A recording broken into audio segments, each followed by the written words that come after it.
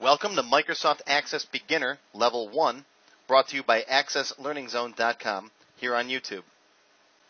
This video is Lesson 1 of 12 plus an introduction. If you skipped the introduction video and want to watch it now, click on the link shown to start this course from the beginning.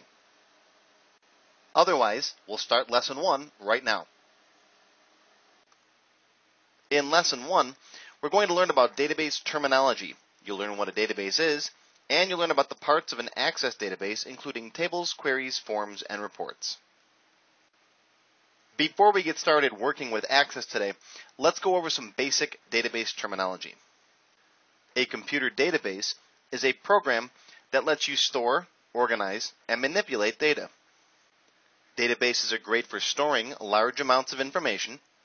You can use a database to organize that information by generating different reports and queries. And you can use a database to manipulate the data, actually make changes to it. In the days before computers, data would be stored on paper, usually in a ledger book or on index cards. For example, to keep track of your customers, you'd make a series of index cards with one customer per card.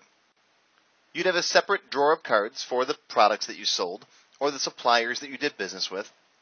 However, as efficient as this may have seemed at the time, it was very time-consuming to sort through the cards or to search through a large drawer of cards for some particular bit of information. When the first computers came along, the earliest databases were really nothing more than glorified text documents. They were great at storing information, and they certainly made searching and sorting easier.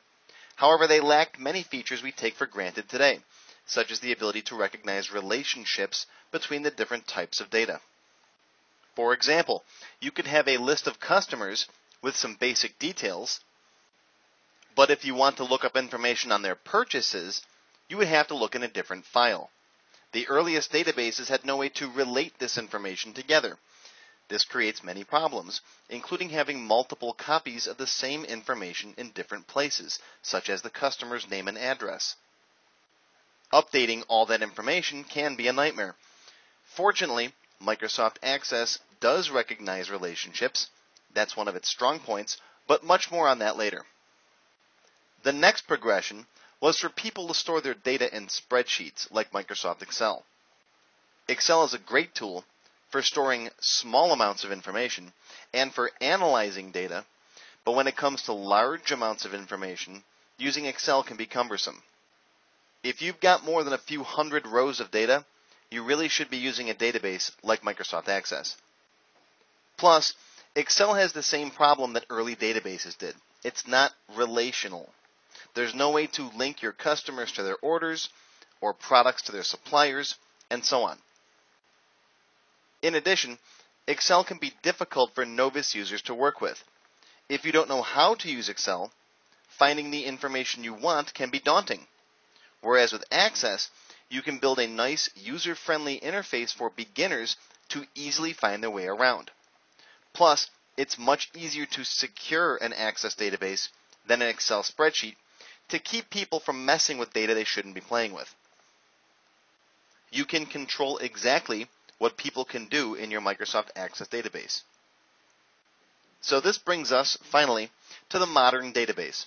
In my opinion, Microsoft Access is the best desktop database application available. An Access database can store large amounts of data, much more than an Excel spreadsheet or a simple text document. An Access database can recognize relationships between your data. For example, if you keep track of customers and their orders, you can store all of your customer details in one place, all of the order information in another place, and Access can relate those two together, so you don't need lots of redundant information copied throughout your database. You don't need to, for example, copy all of the customer's information to each order that he places. The database can track that for you automatically. One of the problems with spreadsheets and older database applications is that you have little or no control over what kinds of information get put into your database fields. With Access, you can specify exactly what types of data the user can type into each field. This will prevent, for example, a number where the customer's last name should be, or a 4-digit phone number, or a missing zip code if you want to force that. Access gives you strict controls over the structure of your data, and that's a great thing. Yes, it's possible to set up data validation in Microsoft Excel, but in Access, it's much easier to do. And you can specify more elaborate rules. Access is a great tool for you to build a database for other people to work with. You can design a very user-friendly interface so they don't get lost. All of the data entry forms and reports that they need to work with can be presented for them in a nice, simple menu. Plus, since you, the developer, control the interface, you can easily secure your database and lock them out of sections they shouldn't see. Sure, there's a bit of a learning curve to initially get your database set up, but once it's built, you will definitely save time in the long run. Now, Access is a great tool by itself, and I've personally built Access databases that have run in very small companies with 2 to 5 employees, and fairly large companies with 100 employees. Access can certainly handle a lot of traffic. However, if you do eventually outgrow your Access database, you don't have to lose all of your work. You can upscale your database to a more powerful back-end database server like Microsoft's SQL Server. You simply send all of the tables and the data up to the server, and you can keep the interface, the forms and the reports and the queries that you've built, and work with those in Access. You get the best of both worlds.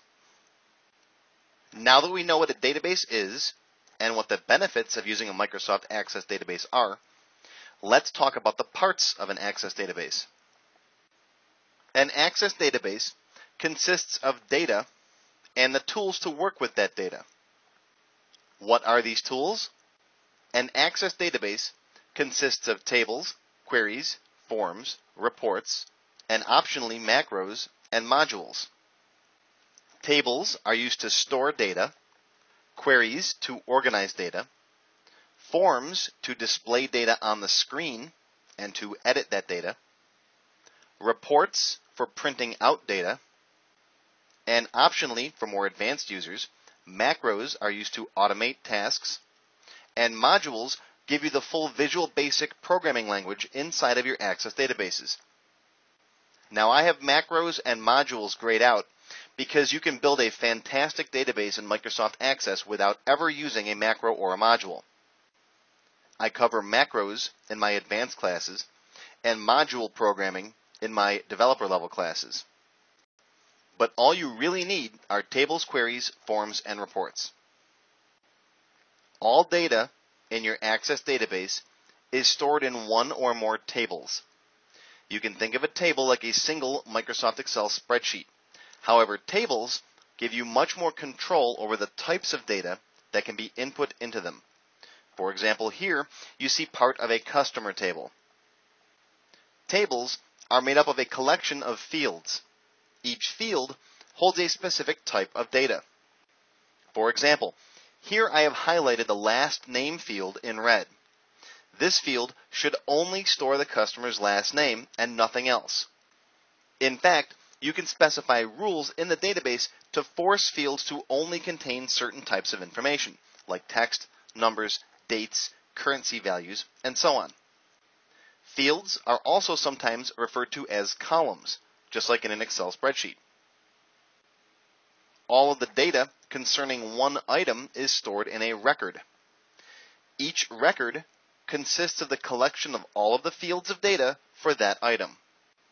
In this customer table, for example, each record represents one customer. Here, I've highlighted one customer, Alan Watson, in red. You can think of a record like a row in an Excel spreadsheet. You might not always be storing customers. In a product table, for example, each record would represent one product. In an order table, each record would represent one order. In a timesheet table, each record might represent one instance of an employee clocking in or out.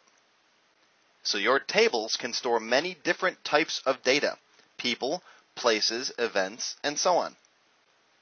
Now, the data in your tables might not be stored in any particular order. You might have hundreds of thousands of records in your table, and the boss says to you, I want to see a list of only customers from New York sorted by last name. That's what a query is used for. A query is normally used to display data in different ways. You can sort your data or apply criteria to only view specific types of data.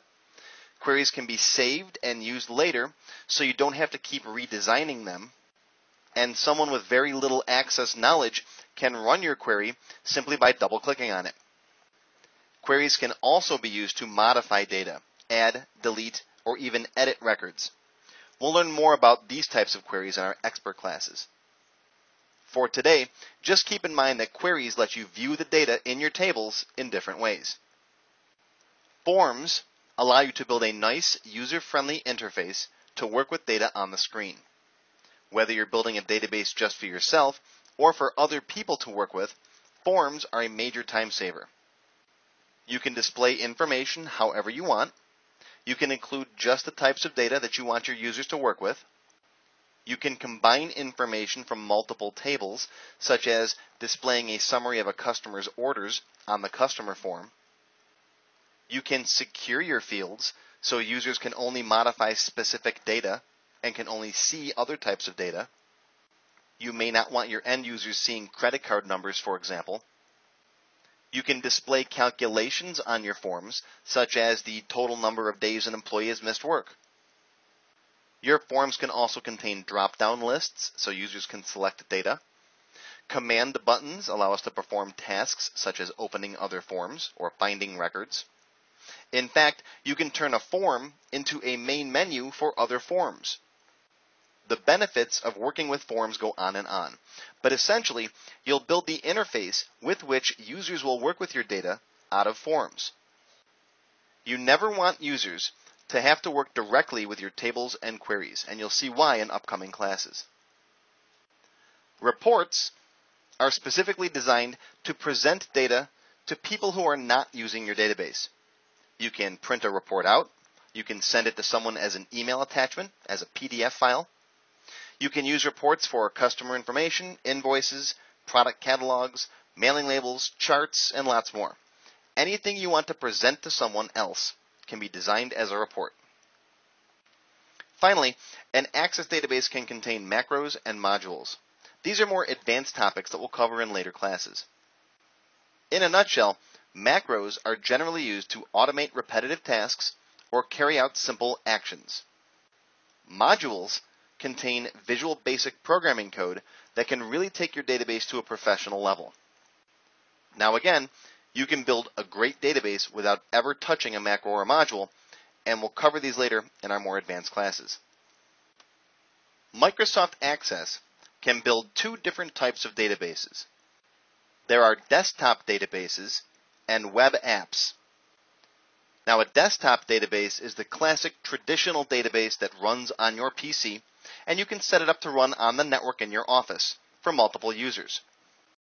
A web app involves working with Access databases through a web browser. This course will focus on using only desktop databases. Web apps are still in their infancy, and they're okay for building real simple databases. But if you want to get down to business, stick with a desktop database. In the future, I will be developing a custom seminar just on building web app databases. For more information, visit my website at accesslearningzone.com. Thanks for watching. If you like this video, make sure to give it a thumbs up and comment below. I post new videos all the time, so be sure to subscribe to my channel for updates. Click to begin Lesson 2 now. And also, click to visit my website, accesslearningzone.com, for more free videos and to sign up for the entire Level 2 series for just $1.